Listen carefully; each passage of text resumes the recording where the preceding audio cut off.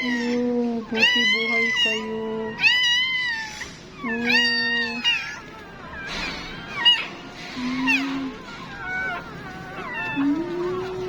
Uy. Oh, yung dalawa niyong kapatid, wala na.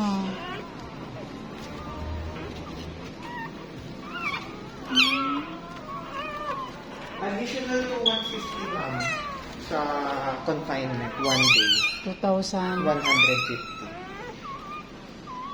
Oh, sige. Total, nandito I-confine ko na naman. rin po. Sige po, Tapos kayo lang kumakuha yun. bukas. Bukas na.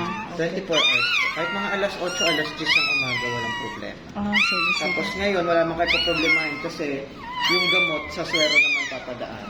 Kasama naman yun sa binabayaran sa confinement, yung mga gamot na ituturo. Okay. Tapos ang hindi kasama sa confinement ay pagkain. So, malapit lang po ba kayo? Pwede nyo naman siya dalhan kung maselan siya sa pagkain. Hindi naman siya masilang. Kahit ano kinakain. Kahit ano naman. Kung sakali, meron naman dito sa ospital, idadagdag na lang sa bill ninyo. Ano bang mga...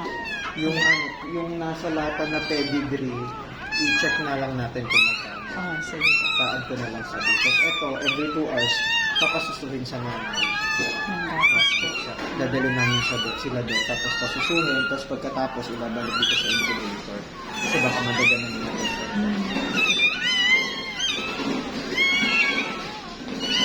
Baka naman na, baka magdumulong talaga.